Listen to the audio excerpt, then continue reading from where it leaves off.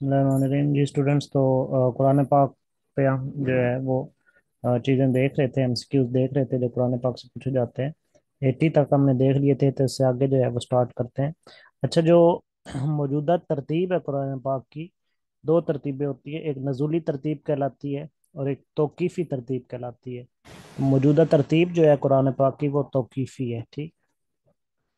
Present shape of Quran is तौकीफ़ी। ये भी इम्पोर्टेंट क्वेश्चन है। जो मौजूदा तरतीब है कुरान की वो तौकीफ़ी है।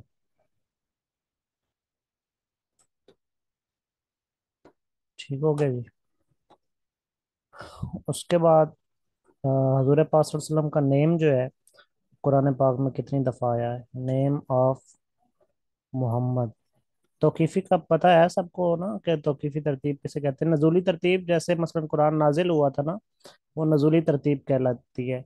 ठीक है। जो मक्के में नाजिल हुआ वो मक्के में, और जो मदीने में नाजिल हुआ वो इसी तरतीब के साथ मदीने में।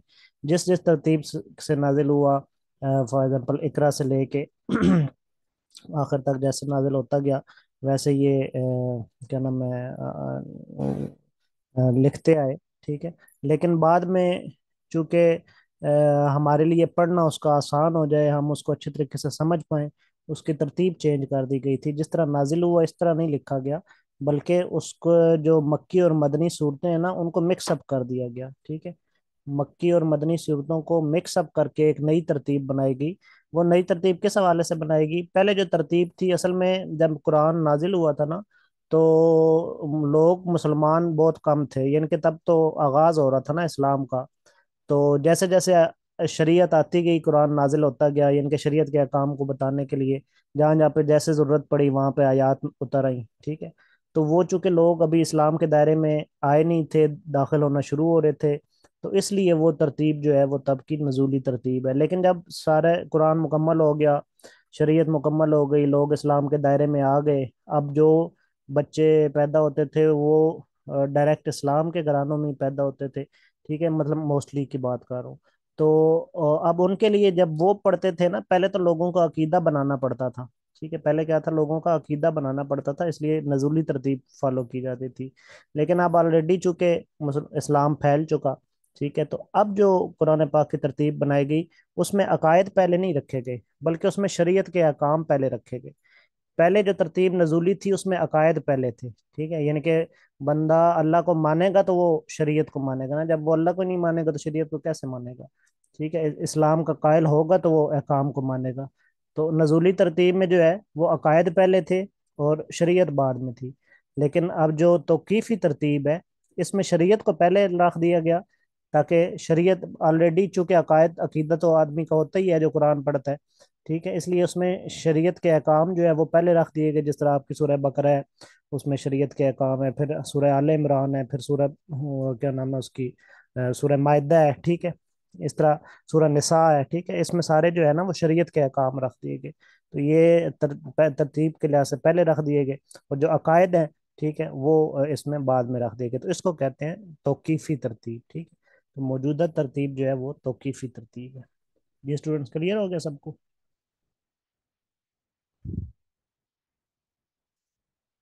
जी। तौकीफी तरतीब किस शख्सियत ने तरतीब दी थी? ये चेक कर लीजिएगा, इसके बारे में मुझे इल्म नहीं है एग्जैक्ट नेम। अच्छा, हजरत अबू बकर ने दी थी या हजरत उमर ने दी थी? तो चेक कर लीजिएगा। ठीक है जी, ये लिख चलें, चेक कर लीजिएगा, इसके बारे में कंफर्मेशन नहीं है। तो नेम ऑफ मोहम्मद चेक करके फिर बाकियों को बता भी दीजिएगा। सुलेमान फारसी।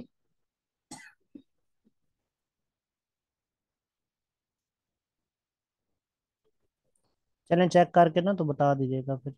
अच्छा जी, name of Muhammad is mention 4 times in Quran. 4 times in Quran. Quran. ठीक हो गया। उसके बाद देख लें कि ख़त्म नबूवत पर कुरान में आलमोस्ट को 99 आयात है। 99 नंबर ऑफ आयात डिस्क्राइब ख़त्म नबूवत। नबूवत ठीक हो गया। 84। उसके बाद जो जुए की आया था ना हुक्म जुए के खिलाफ, ठीक है। वो कुरान पाक में जो जुए के खिलाफ हुक्म है उसकी हिजरी पूछी जाती है, तो वो 8 हिजरी को नाजिल हुआ, ठीक है। कमांड अगेंस्ट अगेंस्ट जुआ। इसी तरह हाथों के चोरी करने की सजा में हाथों के कटने का हुक्म भी 8 हिजरी को ही नाजिल हुआ था, ठीक है। एंड एम्पुटेशन ऑफ हैंड्स केम 8 हिजरी। 8 हिजरी ठीक है।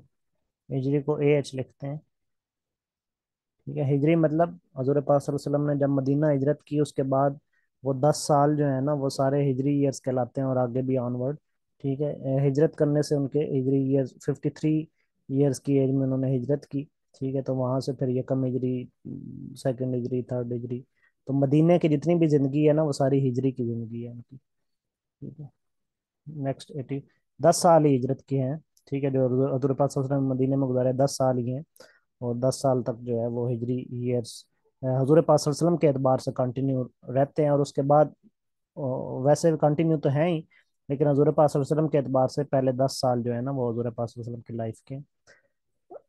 उसके बाद जी इसी तरह हुक्म जो है ऑर्फनेज का हुक्म जो है वो भी आपका 3 हिजरी में आया, ठीक है। लॉज अबाउट ऑर्फनेज, जो यतीमों के कवानीन है ना वो भी 3 हिजरी में आए, ठीक है। रिवील्ड रिवील्ड रिवील इन 3 हिजरी 86। इसी तरह जो जना का लॉ है ये 5 हिजरी में नाजिल हुआ, ठीक है। लॉज अबाउट जना जी revealed.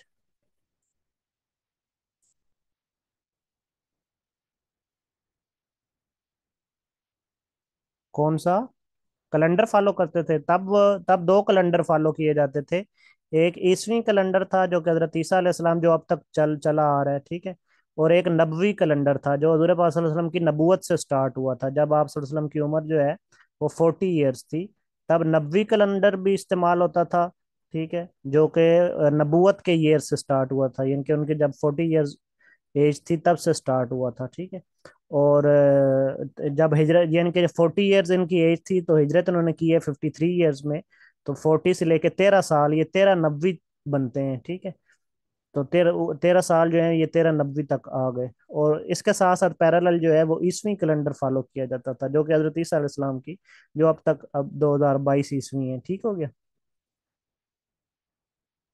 Laws about jinn revealed in 5 Hijri, ठीक है। कुरान पाक में ये जो लॉज हैं ये 5 हिजरी में नाजिल हुए। 86 87। इसी तरह इनहेरिटेंस के लॉज जो हैं ये पूछे जाते हैं। लॉज अबाउट इनहेरिटेंस, ठीक है, ये आपके 3 हिजरी में नाजिल हुए। रिवील्ड इन 3 हिजरी, ठीक है। इसी तरह वाइन का जो प्रोहिबिशन है, ठीक है, वो 4 हिजरी में नाजिल हुई। वाइन की prohibition, wine prohibition, wine prohibition revealed in 4 हिजरी, ठीक है। उसके बाद जो हिजाब करने का ऑर्डर है, ठीक है, वो भी 4 हिजरी में नाजिल हुआ, ठीक है। द ऑर्डर ऑफ हिजाब for women revealed in 4 degree. ठीक है। उसके बाद एवोल्यूशन जो है वो भी ज़रूरी करार दिया गया 5th डिग्री में। ठीक है। Evolution made obligatory in 5th degree. ठीक है। एब्लेशन में मतलब होता है वुजू। ठीक है। एब्लेशन का माना है वुजू। वुजू को कब लाजमी करार दिया गया? 5th डिग्री में। ठीक है। इसी तरह फिर क्या नाम है, इसका हुक्म जो है वो भी पूछ लिया जाता है समटाइम वुजू का, कि वुजू का हुक्म किस सूरत में आया है। तो ये सूरह निसा में इसका हुक्म है। इन सूरह निसा, अल निसा, मायदा में है या निसा में है? नहीं, निसा में इसका हुक्म है, मायदा में इसका प्रोसीजर है। हुक्म जो है वो सूरह निसा में है, मायदा में इसका प्रोसीजर है। In Surah Nisa the commandment commandment of wuzu is present. वुजू लिख रहे हैं या एब्लूशन लिख रहे हैं? Is present.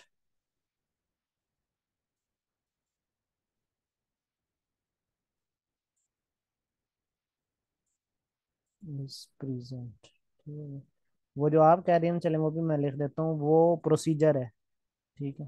Procedure of wuzu, procedure of wuzu. वुजू भी लिख सकते हैं, एब्लूशन भी लिख सकते हैं। ठीक है। वुजू इज प्रेजेंट इन सूरह मायदा।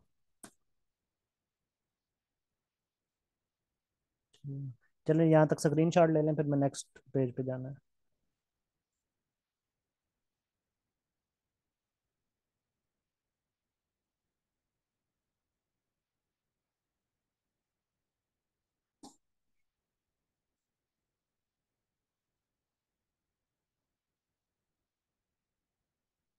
चलिए 93 पे आते हैं। 93। इसी तरह जो ये 5th हिजरी में आया था। और इससे पहले जो है ना, वुजू से पहले कौन सा हुक्म था? तयम्मम का। ठीक है, वो 4th हिजरी में आया था। ठीक है। तयम्मम यानी कि जो किया जाता है मट्टी से, अमूमन किया जाता है। ठीक है। तो ये तयम्मम was granted in 4th Hijri. 4th हिजरी 94। इसी तरह जो सूद का प्रोहिबिशन है, ठीक है, वो 8th हिजरी में आया। Interest was prohibited prohibited in 8th हिजरी। तो ये मुख्तलिफ अहकाम है कुरान मजीद के, जो कि मुख्तलिफ ये मोस्टली अहकाम जो है वो हिजरत के बाद ही नाजिल हुए। ठीक है। तो 95। उसके बाद उसके बाद आप देख लें कि कुरान पाक जो है ना वो पहली दफ़ा मस्जिद एक उधर है, मस्जिद मदीना में एक मस्जिद है, नबूजदीक। ठीक है, उसमें तिलावत की गई कुरान पाक की, मदीना के अंदर। ठीक है। Quran recited in Madina firstly in the mosque नबूजदीक। ठीक हो गई। उसके बाद जो पहला आदमी था जिसने मक्का में कुरान पाक को तिलावत किया। मक्का के अंदर सबसे पहले कुरान पाक जो है वो अब्दुल्ला बिन मसूद ने तिलावत किया। ठीक है। First man to recite Quran in, हजूर पाक सल्लल्लाहु अलैहि वसल्लम के बाद की बातें हैं। ठीक है। वैसे तो हजूर पाक सल्लल्लाहु अलैहि वसल्लम ने तिलावत किया। तो जब कुरान पाक वैसे जो आदमी दूसरे असाब में से तिलावत किया, तो वो पहली दफ़ा जो है वो मक्का के अंदर तिलावत किया गया, और वो अब्दुल्ला बिन मसूद ने तिलावत किया। First man to recite Quran in Makkah Abdullah bin Masood.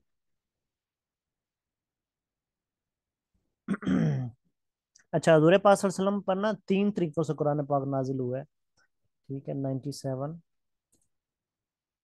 Forms of revelation, form of revelation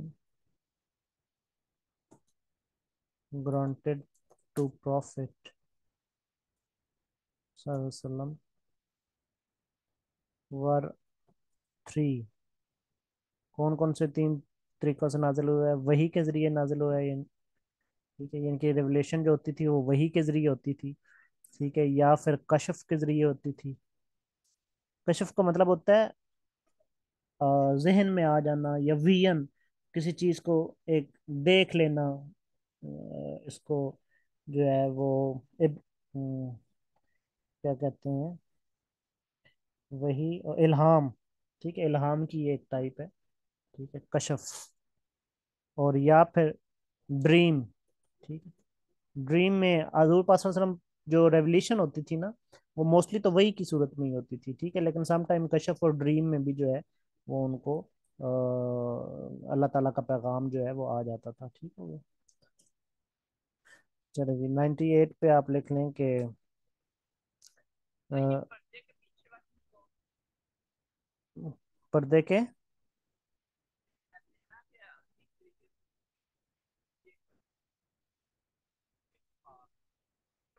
हाँ, वो पर्दे के पीछे से कशफ वाली आप कह सकते हैं। ठीक है। उसके बाद जी अच्छा, कुरान पाक में एक सहाबी का भी। जी।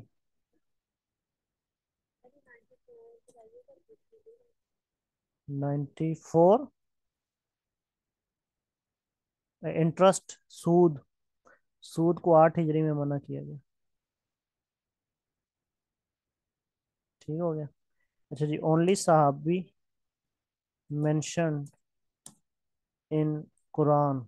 कुरान पाक में किस सहाबी का जिक्र है? जैद बिन हारिस।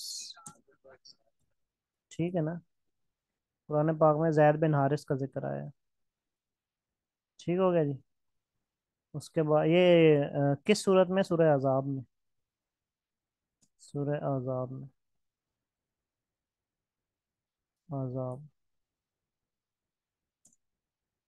अच्छा जी, उसके बाद कुरान पाक में जन्नत का तज़किरा कोई कमो बेश कोई 150 के करीब आया है।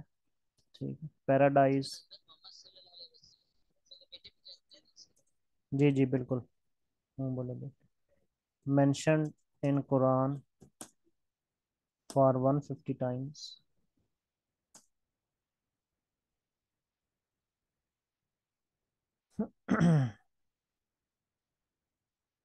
उसके बाद अ,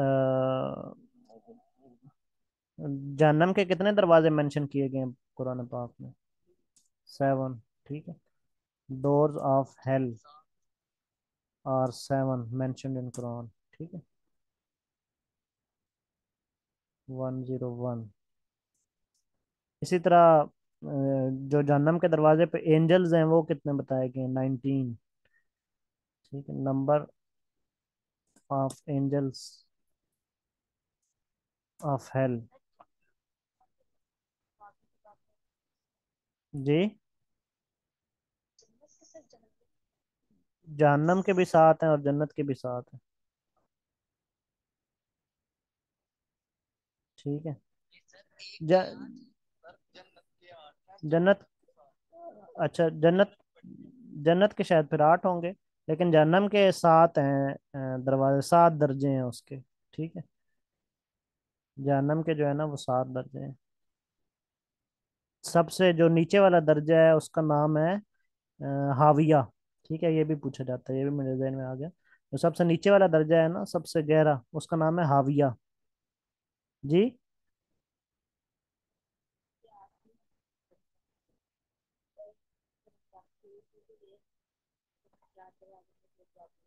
हाँ ठीक है, जन्नत के 8।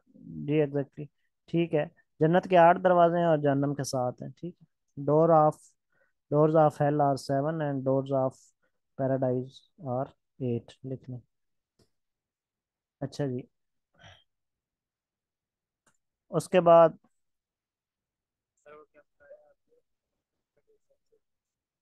हाँ, उसका नाम है हाविया। सबट्रेनियन पार्ट ऑफ, सबट्रेनियन कहते हैं ना सबसे निचला, subterranean part of hell is Hawiya. ठीक है। जो जहन्नम का गेट कीपर है उसको जो है वो मलिक कहते हैं। Gate keeper of hell, Malik. और जो जन्नत का गेट कीपर है उनको रिजवान कहते हैं। Gate keeper of heaven is Rizwan. ठीक हो गया। अच्छा जी। उसके बाद आप लिख लें कि जहन्नम में एक दरख्त है। ठीक है, जो कि जो कि बहुत ज्यादा नीचे तक, तहों तक फैला हुआ है, उसको जकूम कहते हैं। जहन्नम एक बहुत बड़ा दरख्त है जो नीचे से निकला हुआ है, बिल्कुल जहन्नम के एंड से और ऊपर तक आया हुआ है। उस दरख्त को जकूम कहते हैं। अ ट्री इन हेल इमर्जिंग। अब ये मुझे तो पता नहीं है, मैंने तो नहीं बनाया, आइडिया नहीं है कुछ इसके बारे में। इतना ही सुना है कि जहन्नम में एक नीचे जड़ों से निकला हुआ दरख्त है, उसको जकूम कहते हैं।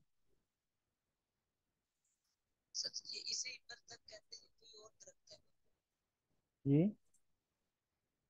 बरज़ख, बरज़ख तो ऐसी लाइफ को कहते हैं ना जो आपकी कब्र और हशर के दरमियान वाली जो लाइफ है उसको बरज़ख कहते हैं, जिसमें रूहें चली जाती हैं।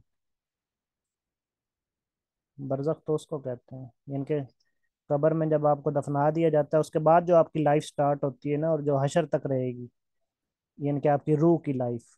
ठीक है, जहाँ पे रूहें चली जाती हैं, तो उस लाइफ को बरज़ख कहा जाता है।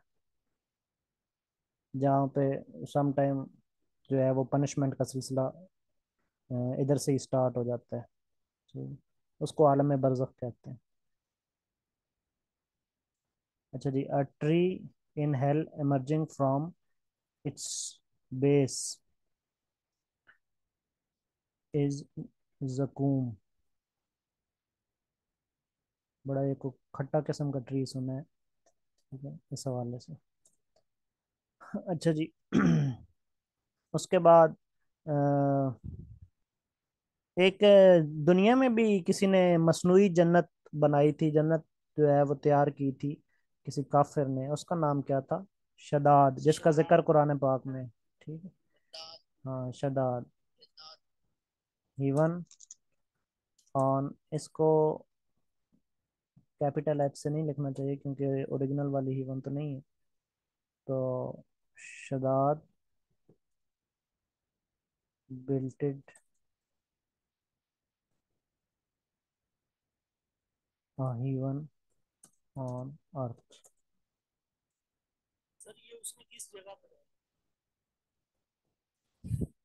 शदाद ने। ये किसी को पता है तो बता दे, मेरे इल्म में नहीं है।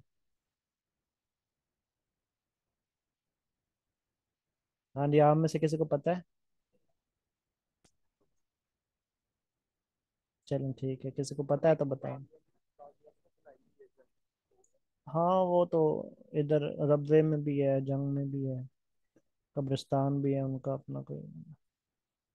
बहरहाल शदाद के बारे बारे ये सुना था कि ये बड़ा जालिम शख्स था, और इसने जो है वो जन्नत बनाई थी, और बड़े इसने ऐसे दुनिया के वो खूबसूरत तरीन नज़ारे इसने कायम किए थे अंदर। और फिर जो है शायद इसने ना किसी बच्ची पे जुल्म किया था। ठीक है, जहाँ तक मैंने शायद पढ़ा है तो इसने किसी बच्ची पे जुल्म किया था, मारा था या क्या ऐसा कुछ था। तो जैसे ही ये फिर घोड़े पे जा रहा था अपनी जन्नत में दाखिल होने के लिए, यानी कि जुल्म करके जन्नत में दाखिल होने के लिए जा रहा था, तो अल्लाह का फौरी तौर पे हुक्म आया फरिश्ते को कि फौरन जो है ना इसकी यहीं पे इसको पटक के मारो जो है ना घोड़े से, और यहीं पे इसकी रूह को जो है वो कब्ज कर लो। तो ये एक कदम भी आगे रखने ना पाए जन्नत में। तो वहीं पे अभी ये इसने जन्नत में कदम, अपनी जन्नत में कदम रखा भी नहीं था, तो इसके जो है वो मौत वाक़या हो गई थी, और घोड़े से गिर गया था बड़े बुरी तरीके से। और फिर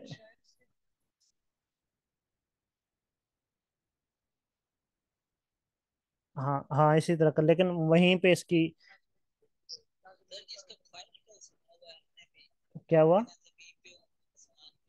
हाँ हाँ ऐसे, हाँ ऐसा ही। तो वो बस दो दो तीन किस्म की रिवायात हैं। कुछ कहते हैं फिर इसके गरूर ने इसको मार डाला, फिर इसी तरह कुछ कहते हैं वो जो उसने बच्ची पे जुल्म किया था उसकी वजह से। इस तरह मुख्तलिफ रिवायात हैं।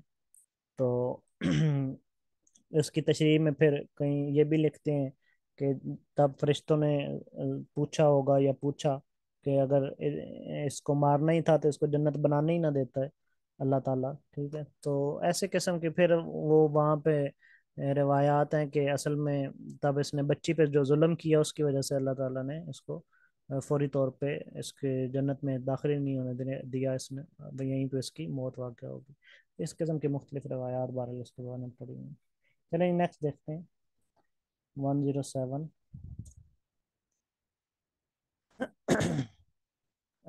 उसके बाद लिख लें कि पहली वही किसने लिखी थी? First revelation written by Khalid bin Saeed. First revelation written was written by Khalid bin Saeed. ये लिखवा दिया था मैंने। अच्छा, लास्ट वही भी लिखवा दी थी। वो अभी बिन काफ ने लिखी थी, वो भी लिखने चले इसके साथ। लास्ट वही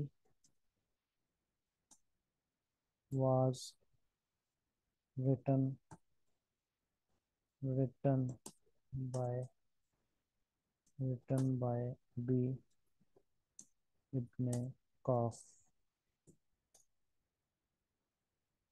109। अच्छा जी, उसके बाद मेराज का जिक्र पूछा जाता है समटाइम कि कौन से पारा में है, 15वें पारा में।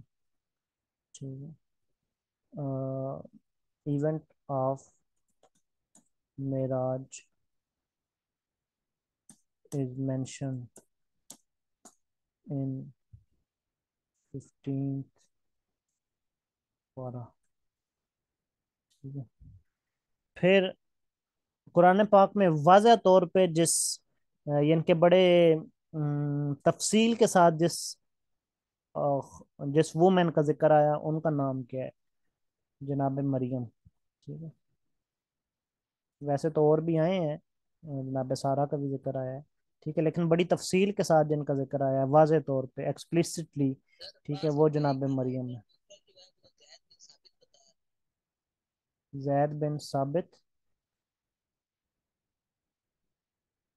चेक कर लें, मैं लिख देता हूँ।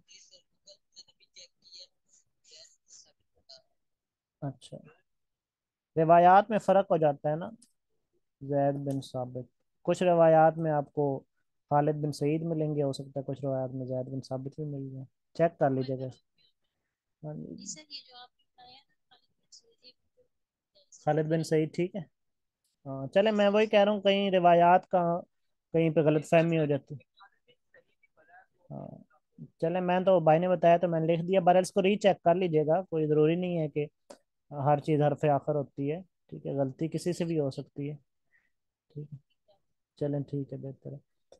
तो उसके बाद अ, तकरीबन अब तक कुरान पाक के जो है ना, वो ट्रांसलेशन तकरीबन कोई 50 से ज़्यादा लैंग्वेजेस में हो चुकी हैं। ठीक है, 50 से ज़्यादा लैंग्वेजेस में। हाँ, एक और इम्पोर्टेंट क्वेश्चन, इबलीस का मतलब क्या है? इबलीस मीन, ये भी आया कुछ एग्जाम में, डिसअपॉइंटेड वन, मायूस होने वाला, डिसअपॉइंटेड वन, जो मायूस हो जाए उसे इबलीस कहते हैं। ठीक है। इबलीस किसका नाम है? अजाजील। तो ये कौन था? हाँ, हाँ, नहीं मसलन अब ये कौन है? हाँ शैतान, तो ये शैतान को इबलीस या अज़ीज़ कहते हैं, जिसका कुरान पाक में वो हजरत आदम के वाक़े के साथ जिक्र है कि जब तमाम ताकतों के अल्लाह ने कहा कि सजदा करे तो इस इबलीस ने इनकार कर दिया। ठीक है जी। 111। अच्छा जी, अ, उसके बाद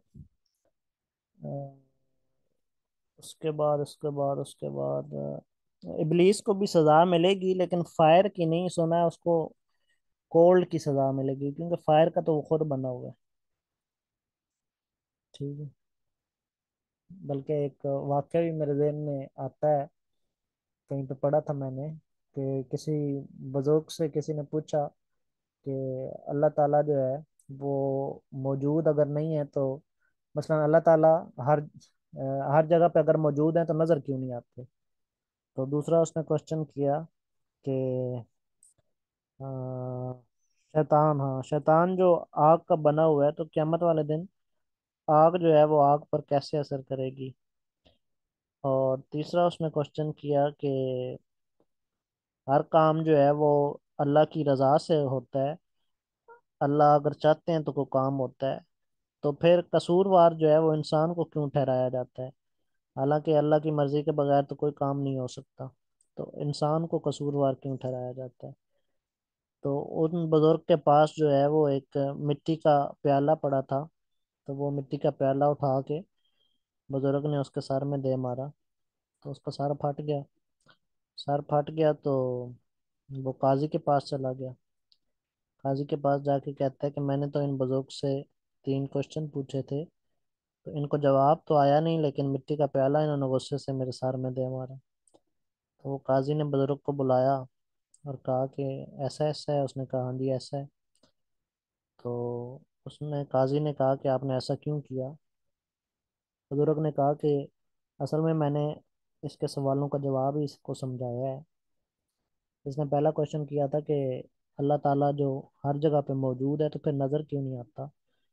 तो इससे आप पूछें कि क्या इसको सर में दर्द हो रही है? तो उसने कहा हाँ बहुत ज़्यादा हो रही है, मेरे तो सर फाट गया है। तो उसने कहा, बुजुर्ग ने, कि इससे कहें कि वो दर्द जो है जो इसको हो रही है वो निकाल के दिखाए कि वो कहाँ पे है। तो उसने कहा दर्द को मैं कैसे निकालूं? तो बुजुर्ग ने कहा कि जिस तरह तुम्हें दर्द की मौजूदगी है का तुम्हें एहसास है कि दर्द मौजूद है लेकिन तुम उसको देख नहीं सकते, इसी तरह बिल्कुल अल्लाह भी हर जगह पे मौजूद है लेकिन हम उसको देख नहीं सकते। तो फिर दूसरा क्वेश्चन इसने पूछा कि क़यामत वाले दिन आग जो है वो आग पर कैसे असर करेगी, क्योंकि शैतान भी आग का बना हुआ है। तो इसलिए मैंने इसको ये मिट्टी का प्याला मारा भाई, इससे पूछें कि क्या वाकई इसको दर्द हो रही है? तो उसने कहा "हाँ, बहुत ज़्यादा दर्द हो रही है।" तो उसने कहा, इसे पूछें कि इंसान किस चीज़ का बना हुआ है? उसने कहा मिट्टी का। बुजुर्ग ने कहा मैंने प्याला किस चीज़ का मारा है? उसने कहा मिट्टी का। तो उसने कहा फिर मट्टी मट्टी पे असर कर गई तो आग आग पे असर नहीं कर सकेगी क्या? उसने कहा हाँ बात तो ये भी ठीक है। तो उसने कहा, फिर तीसरी बात उसने पूछी, अल्लाह ताला जो है वो उसकी मर्जी के बगैर कोई काम नहीं होता, मतलब अगर इंसान को गलत काम भी करता है तो मतलब अल्लाह ताला अगर ना करवाना चाहिए, यानी कि उसके इख्तियार में है, तो वो इंसान नहीं कर सकता, तो फिर इंसान को कसूरवार क्यों ठहराया जाता है? तो अगर ऐसी बात है तो इससे पूछें कि ये जो मिट्टी का प्याला भी मैंने इसको मारा है, तो मैंने खुद चलो मारा है, लेकिन अल्लाह के हुक्म से ही मारा है ना, कि अल्लाह की जो है वो इसमें इख्तियार शामिल था, अल्लाह ने मुझे इख्तियार, तो तभी मैंने मारा है। तो अगर अल्लाह इसमें शामिल ना होता तो मैं इसको ना मारता। तो अब आप लोग मुझे क्यों पकड़ के कटहरे में ले आए हो? अगर आपने कोई सवाल जवाब करना है तो अल्लाह से करें, मुझे तो आज़ाद करें। ठीक है। तो मैंने समझाना इसको यही था कि अल्लाह ताला ने बंदे को इख्तियार दिया हुआ है। ठीक है। तो कोई ये इसमें कोई शक नहीं कि अल्लाह जो है वो हर चीज़ पे कादर है, लेकिन उसके बावजूद अल्लाह ताला ने इंसान को अच्छाई या बुराई का इख्तियार दिया हुआ है। और फिर उसी इख्तियार की जजा है और उसी इख्तियार की सज़ा है। अगर वो अपना इख्तियार जो है वो अच्छे काम में यूज़ करता है तो उसको जजा मिलेगी, और अगर वो अपना इख्तियार गलत काम में यूज़ करता है तो उसको सज़ा मिलेगी। ठीक। तो इस तरीके से उसने बातें जो है वो एक ही काम करने से तीनों बातें उसको समझा दी। जी स्टूडेंट्स, कैसा लगा वाकया? हाँ, उसको उसको जो है वो भूलेगा नहीं। ठीक है। इसलिए कहते हैं तालीम जो है ना वो बेहतर वही होती है जो प्रैक्टिकल हो। थ्योरी जो है ना, थ्योरी से समझ नहीं आता। हाँ थ्योरी से नहीं चीजें समझ आती। ठीक है। चलें जी। उसके बाद नेक्स्ट देखते हैं कि उसके बाद जो है कुरान से कौन सी चीजें रह गई। उसके बाद कुरान पाक में ना तकरीबन कोई ऑलमोस्ट 5 मसाजिद का भी जिक्र आया है। ठीक है, 5 mosques, mosques mentioned in the holy Quran. हजरत जिब्राइल को कुरान पाक में किस लक़ब से बुलाया गया है? हाँ, रूहुल कुद्दुस से, ठीक है, या अर रूह से। ठीक है। जिब्राइल, हजरत जिब्राइल, जिब्राइल इज रेफर्ड इनको। अच्छा, ये चूंकि इस्लामियात का लेक्चर है और फिर उसमें कुरान पाक का लेक्चर है, तो ये है कि हमने तो जैसे पढ़ा या याद किया होता है हम तो उस हिसाब से लिख देते हैं, इसमें कोई भूल चूक भी हो सकती है। ठीक है। ऐसा नहीं है कि जो लिखा गया है वो सब ठीक है, मुख्तलिफ रवायात होती हैं, कहीं पे भूल चूक भी हो जाती है। ठीक है। तो इस हवाले से आपने इस चीज़ को जहन में रखना है। रूहुल कुदस। नाम, नाम मुझे नहीं आता। हाँ लिख लें, मस्जिद अक्सा, मस्जिद आराम, मस्जिद कुबा। हाँ जी, लिख लेंगे। गुड। चलो मैं लिख देता हूँ, आप बोले मैं लिख देता हूँ। तो मस्जिद आराम हो गई, अक्सा हो गई, कुबा हो गई, नबी हो गई, मस्जिद मस्जिद हराम, मस्जिद अक्सा, उसको गिरा दिया गया था ना, मस्जिद जरार को गिरा दिया गया था। मस्जिद हराम, मस्जिद अक्सा, मस्जिद कुबा, मस्जिद नबवी, नबवी थी तो वो मस्जिद ही, लेकिन उसको गिरा दिया गया था ना अल्लाह के हुक्म से।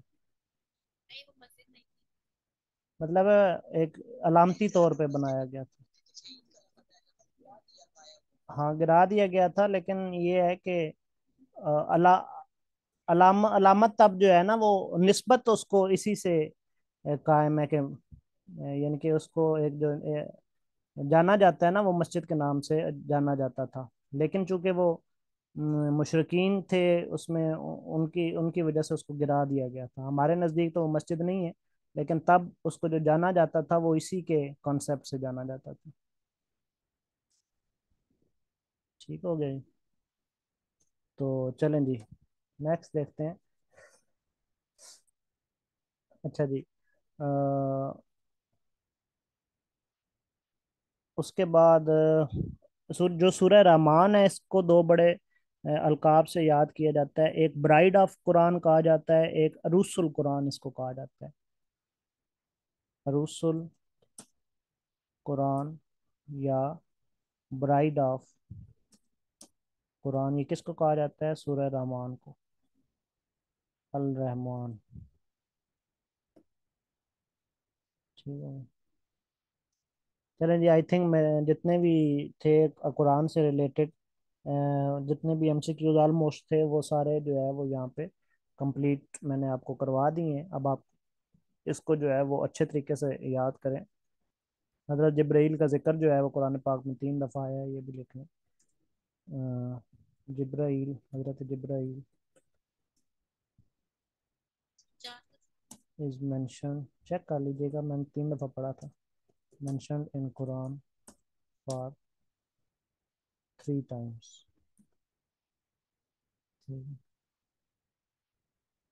चलें जी, तो ये 114 ऑलमोस्ट मैंने आपको एमसीक्यूज कुरान से, और भी अगर कोई किसी के जहन में हो तो वो अपने ग्रुप में शेयर कर सकता है।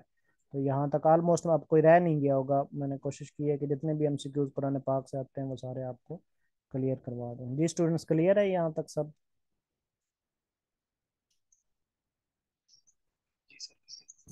चलें, ठीक, इसका स्क्रीनशॉट ले लें।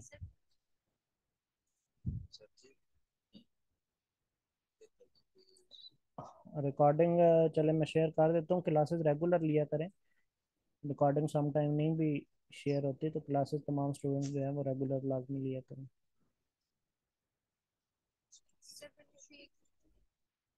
हम्म, चलें जी, ले लें स्क्रीन शॉट।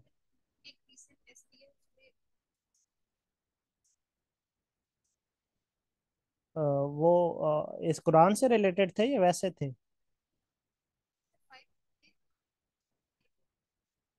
हाँ, कुरान वाले डिस्कस कर दें इधर, ताकि बाकी को भी पता चल जाए। बाकी जो है जब उनका चैप्टर पढ़ेंगे तो वहाँ पे उनको देखेंगे।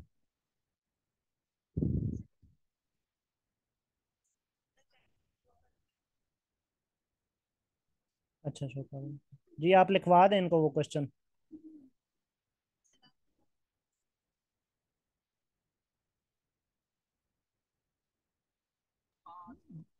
नमाज पढ़ो और ज़कात दो।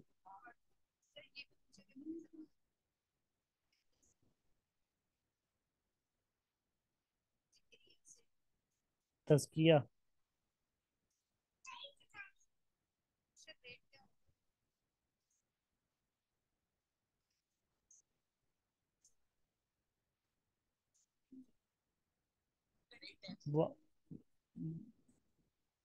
1/20, 20 पर, 20 आई थिंक।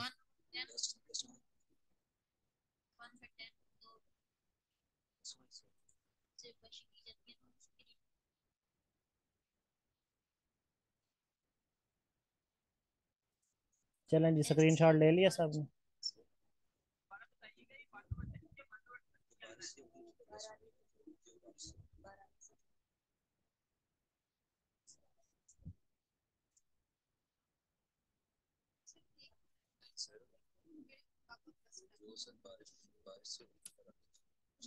काबा जो है वो फर्स्ट टाइम जिसकी बुनियाद जो है वो तो हजरत आदम ने रखी थी, बिल्ट हजरत इब्राहिम ने किया था। हजरत इब्राहिम और हजरत इस्माइल ने।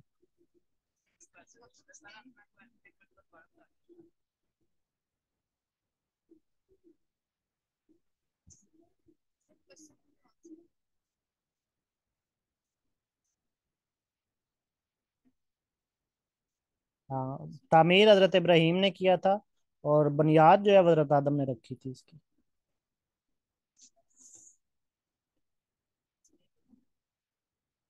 और असल में स्टार्ट तो हजरत इब्राहिम ने किया था ना, बिल्ट का जिक्र था वहां पे फर्स्ट टाइम।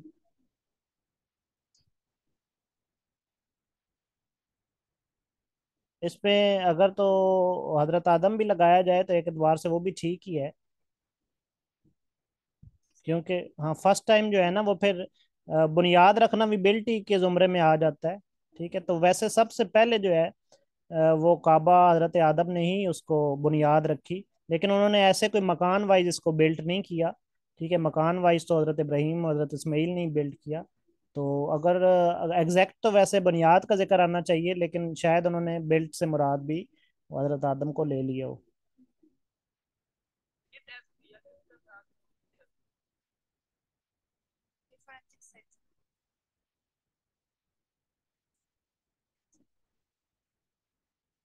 जी स्टूडेंट्स, हाँ जी जी। पूछ लें, पर्सनली पूछ लें या इधर पूछ लें, चलें।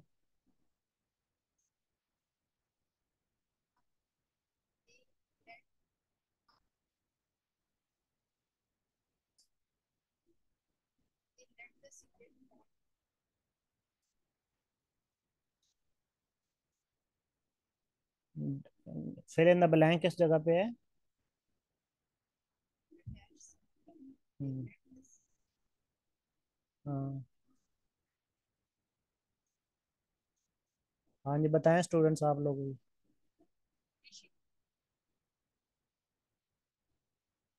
जी स्टूडेंट्स बाकी बताएं।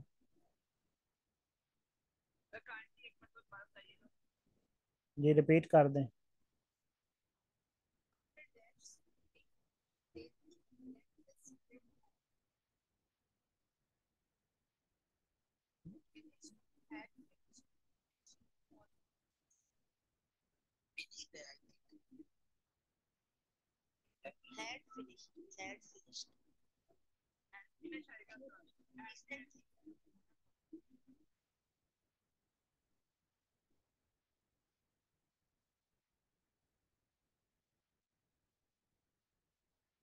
जी।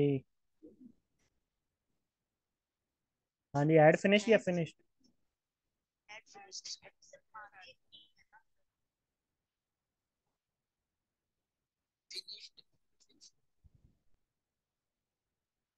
नहीं, फिनिशिंग और फिर आगे स्मोकिंग भी तो है।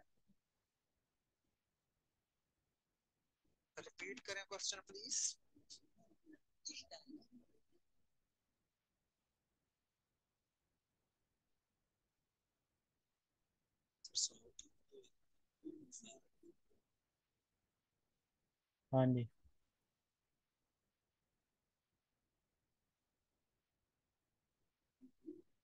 इसमें चूंकि करीब का ये माजी है, तो हेड फिनिश जो है ये इसका बेस्ट करीब तरीन ऑप्शन है। ठीक है, क्योंकि करीब का माजी है ना, तो हेड फिनिश इसका बेस्ट, जिसको कहते हैं बेस्ट नियर ऑप्शन है। क्यों? और फिनिशिंग इसलिए नहीं आएगा क्योंकि आगे भी आईएनजी लगा हुआ है। Finishing smoking.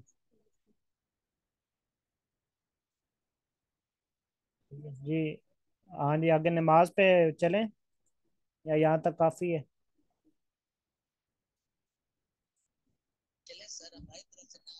ठीक है, नमाज पे। नमाज पे आ जाएंगे। आ जाएं जी, नमाज पे आ जाएं। नमाज किस किस ने पढ़ी है आज की? अच्छा गुड।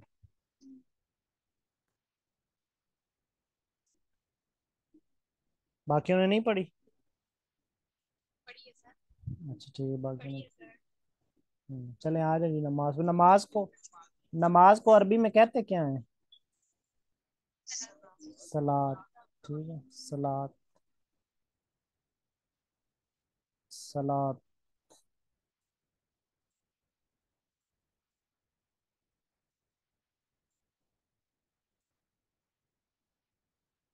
अच्छा जी, जो फर्ज नमाजें हैं उसकी टोटल नंबर ऑफ रकात कितनी है?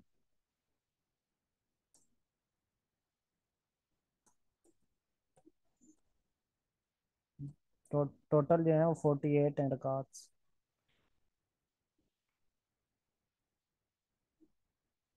हो गया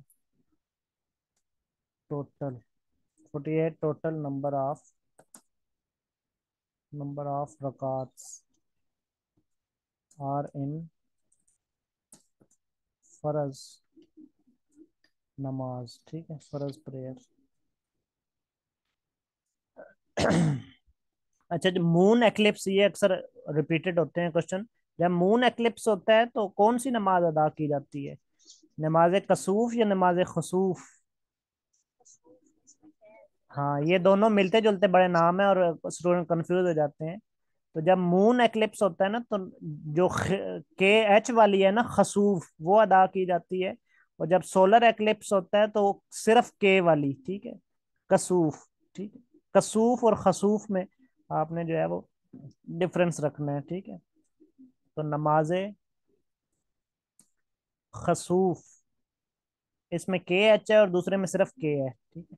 खसूफ is offered for moon eclipse and नमाजे कसूफ, इसमें एच नहीं है जी, ठीक है, is offered for solar eclipse, ठीक है। इसी तरह रेन के लिए कौन सी नमाज होती है? इस्तिस्का, ठीक है, नमाजे इस्तिस्का इज ऑफर्ड फॉर रेन। जुम्मे की नमाज जो है वो हजूर पाक सल्लल्लाहु अलैहि वसल्लम ने किस हिजरी में अदा की? पहला जुम्मा यकम हिजरी में, ठीक है। होली प्रॉफिट, इसका हुक्म जो है वो यकम हिजरी में आया।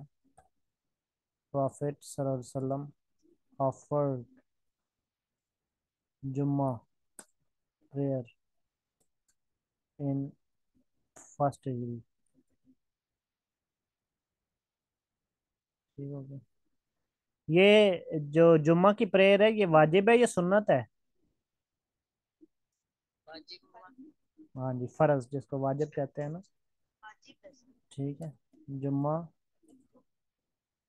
हाँ जी हाँ जी, फर्ज है। हाँ, प्रेयर इज फर्ज, ठीक है। फर्ज या वाजिब एक ही चीज होती है। हाँ, डिफरेंट होता है।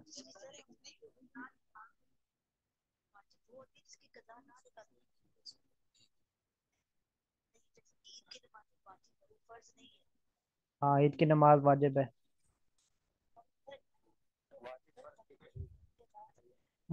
बहुत नियर मीनिंग्स में है फर्ज और वाजिब। हाँ, ये फर्क हो सकता है, ये आप ठीक कह रहे हैं। लेकिन तकरीबन ये दोनों बड़े सेम मीनिंग में इस्तेमाल होते हैं, फर्ज और वाजिब। हाँ, ये है कि होते दोनों जरूरी है, मसलन कहने का मकसद ये है, होते दोनों लाजिम है, ठीक है। जुम्मा प्रेयर इज फर्ज एंड ईद प्रेयर इज वाजिब। ईद नमाज इज वाजिब।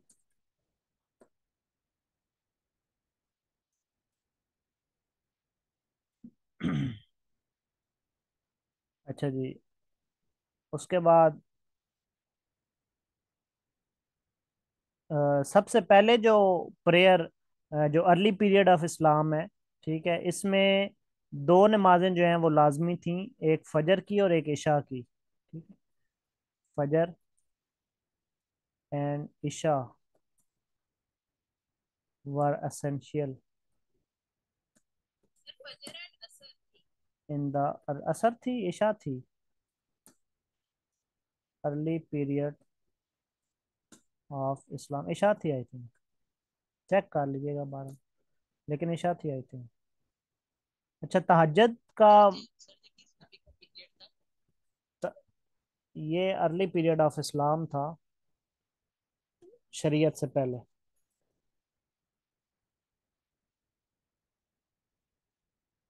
तहज्जुद जो है, इसका मतलब क्या होता है?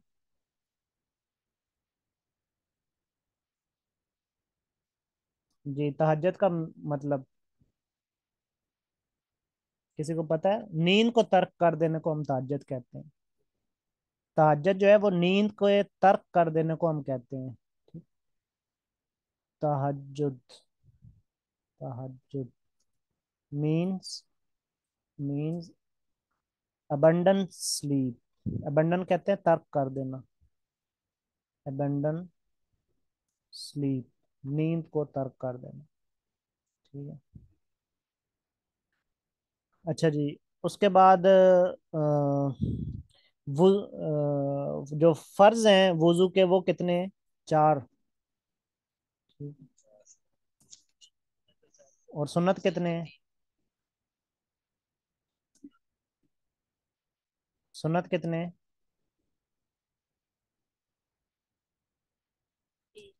14। ठीक है। गुसल के आपने कितने बताए? 3। और इसके गुसल के सुन्नत कितने हैं?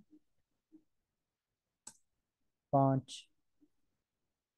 गुसल फर्ज 3 एंड सुन्नत 5। उसके बाद आप लिख लें कि अ, जो ईद ईद उल अजहा है उसमें जो तकबीर पढ़ी जाती है उस तकबीर का नाम क्या है?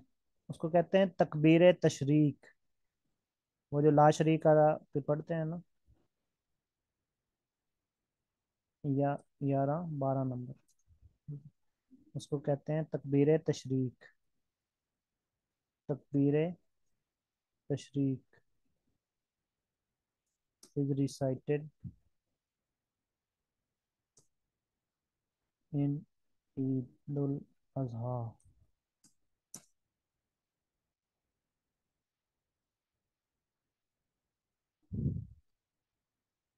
अच्छा जी। उसके बाद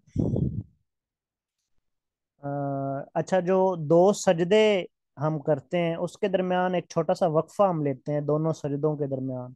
उस वक्फे को क्या कहते हैं? उसको कहते हैं जसला। ठीक है। उस वक्फे को जसला कहते हैं। जसला इज शॉर्ट पॉज बिटवीन। क्या? जसला जसला।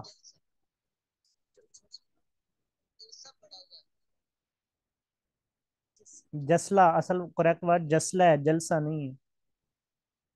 ठीक। टू सजदा चेक कर लें इसको। अच्छा, जलसा है तो फिर जलसा लिख लें। हमने जसला सुना हुआ है, आपने जलसा सुना हुआ है, जलसा लिख लें। कंफर्म कर लें बहरहाल इसको। जी। बुक में मैंने जसला पढ़ा है तो मिस प्रिंट भी हो सकती है। तो जलसा है तो जलसा कर लें। जसला पढ़ा है। चलें जी, जलसा है तो जलसा कर लेते हैं। जलसा कर ले, कोई इशू नहीं। मैंने बताया ना, इस्लामिक पॉइंट ऑफ व्यू से जो है वो ऊपर नीचे चीज़ें समटाइम हो जाती हैं, पढ़ने में, लिखने में, सुनने में।